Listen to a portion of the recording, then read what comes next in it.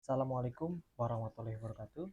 Perkenalkan, nama saya Fiar Febrian dari Universitas Teknologi Digital dengan Prodi Manajemen dari kelas K221 MNR. Jadi di sini, di video saya ini, saya akan menjelaskan mengenai perencanaan SDM dari mata kuliah simulasi bisnis. Oke, teman-teman semua, mari disimak ya penjelasan dari saya.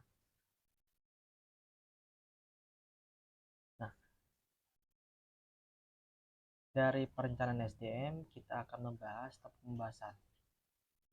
Itu ada 8 topik pembahasan. Yang pertama definisi perencanaan SDM, ada tujuan dari perencanaan SDM, ada fungsi perencanaan SDM, ada fungsi perencanaan SDM, terus ada manfaat dari perencanaan SDM, terus ada faktor yang mempengaruhi perencanaan SDM, ada proses perencanaan SDM, ada faktor yang perlu dipertimbangkan dalam perencanaan SDM, dan yang terakhir itu ada prinsip perencanaan SDM.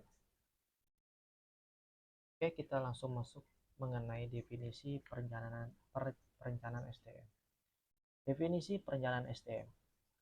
Perencanaan SDM atau Human Resource Planning adalah proses yang dilakukan oleh organisasi untuk mengantisipasi dan memenuhi kebutuhan tenaga kerja di masa depan.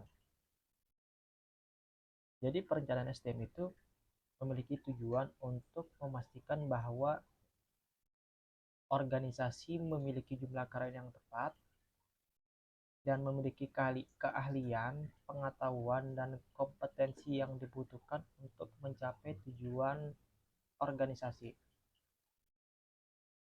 Nah, di sini ada definisi menurut para ahli. Yang pertama menurut Mattis and Jackson. Menurut beliau, perencanaan STM adalah sebuah proses identifikasi dan analisis untuk memiliki SDM yang bisa mencapai tujuan organisasi atau perusahaan. Perencanaan SDM atau Human Resource Planning merupakan proses peramalan yang bersifat sistematis dengan cara menghubungkan kebutuhan SDM suatu perusahaan dengan strategi dan tujuan pada perusahaan. Yang kedua, menurut Dessler, perencanaan SDM adalah proses penganalisis dan mengidentifikasi kebutuhan SDM agar organisasi dapat mencapai tujuannya. Dan yang terakhir, menurut Pengabdian, perencanaan STEM itu adalah sebuah proses yang sistematis dalam menentukan kebutuhan tenaga kerja, memperoleh dan mempertahankannya dengan jumlah serta kualitas yang tepat untuk membantu terwujudnya tujuan pada organisasi. Selanjutnya ada tujuan perencanaan SDM. Yang pertama itu dalam perencanaan STM itu harus menyesuaikan kebutuhan STM dengan tujuan pada organisasi. Yang kedua, perlu memprediksi permintaan dan penawaran pada STM. Yang ketiga, mengurangi kelebihan dan kekurangan pada karyawan. Selanjutnya ada perlu mengembangkan program pengadaan, pelatihan, dan pengembangan pada SDM. Terus dalam perencanaan SDM itu harus bisa mengurangi biaya SDM. Selain dari itu, perencana SDM juga harus bisa memanfaatkan sebuah teknologi. Nah, yang terakhir itu ada meningkatkan retensi pada karyawan dan ada memenuhi regulasi dan undang-undang. Ini tujuan perencanaan pada SDM.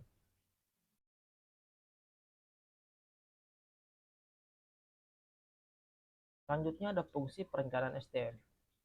Fungsinya itu yang pertama melakukan analisis kebutuhan SDM saat ini dan masa depan sesuai rencana strategis perusahaan.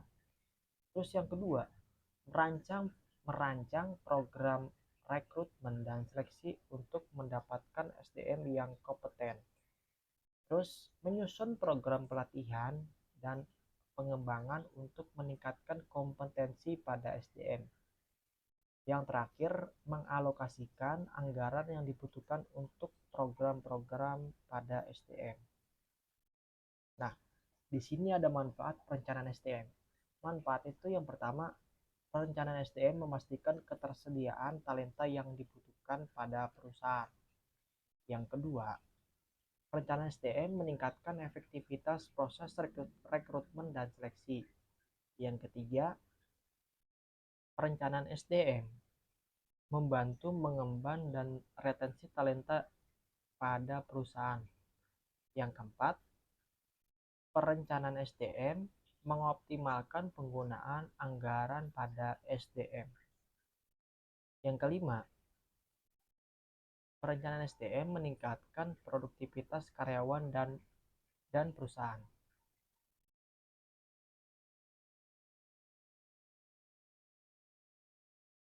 Nah, di sini ada faktor yang mempengaruhi perencanaan pada SDM.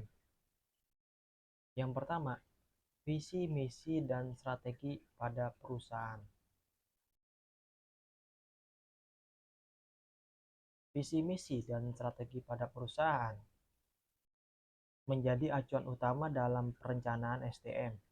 Arah jangka panjang perusahaan, target bisnis, dan strategi pencapaian tujuan akan mempengaruhi keputusan perencanaan SDM dalam hal kebutuhan skill dan kompetensi pada karyawan.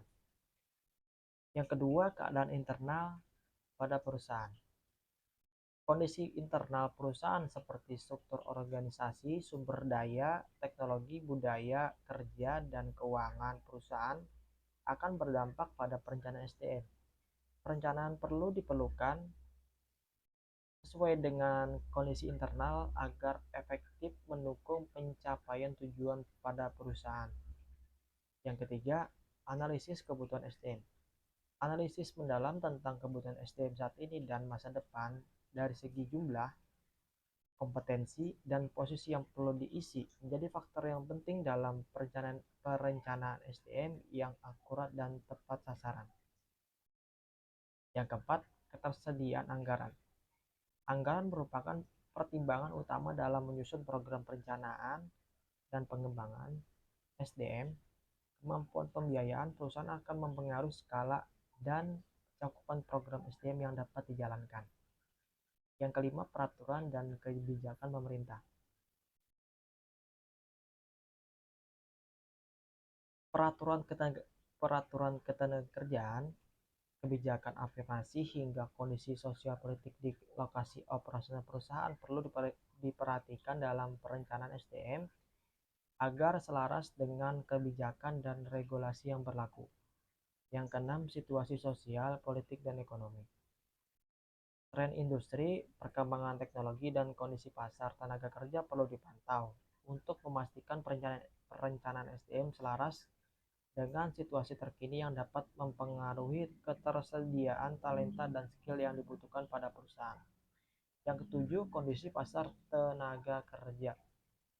Tingkat persaingan, ketersediaan talenta, tingkat turnover, dan retensi karyawan di pasar tenaga kerja menjadi pertimbangan penting dalam perencanaan SDM agar perusahaan itu dapat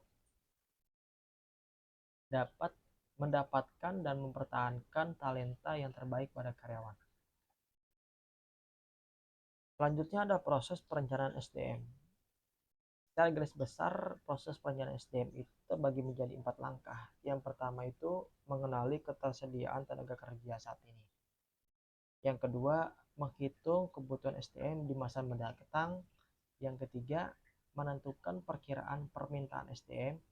Yang keempat, merancang strategi dan implementasi pencarian pada SDM.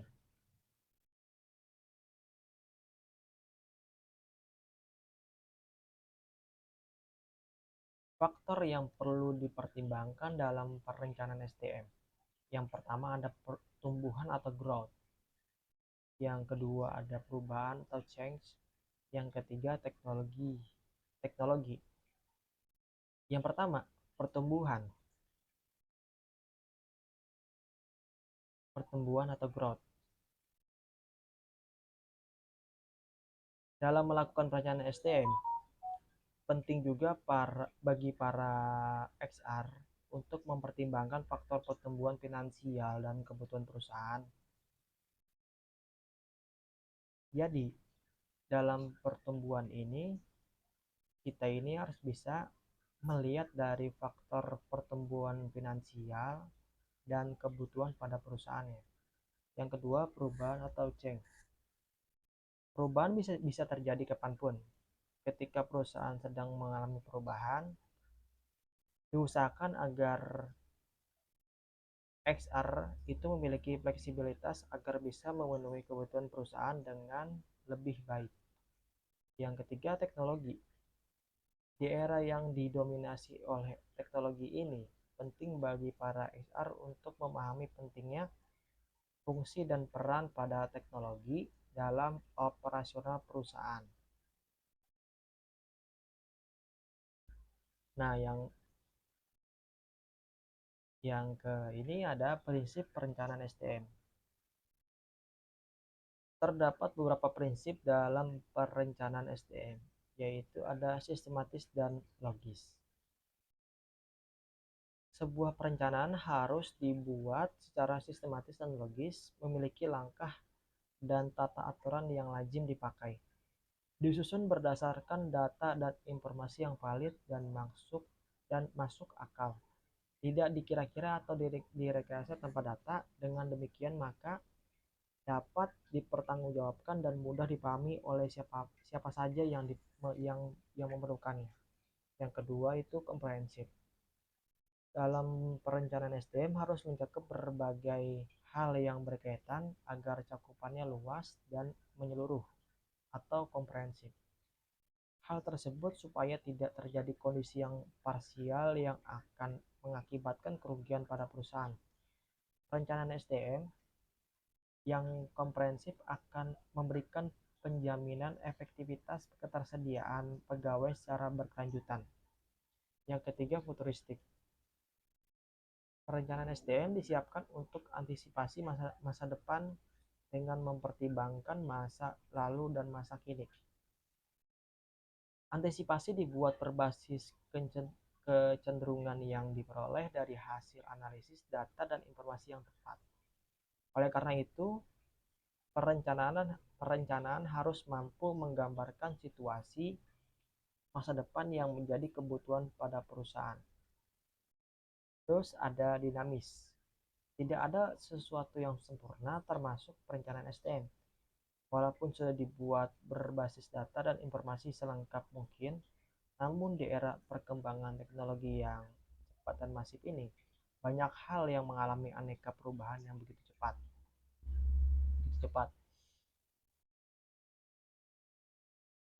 cepat dan berdampak ke berbagai hal termasuk terhadap kebutuhan SDM. Oleh karena itu, perencanaan SDM harus memiliki kelenturan yang tinggi agar mudah beradaptasi dalam penyesuaian dengan perubahan dan tuntutan pada perusahaan. Terus yang terakhir itu ada efektif dan efisien. Sesuai dengan prinsip ekonomi,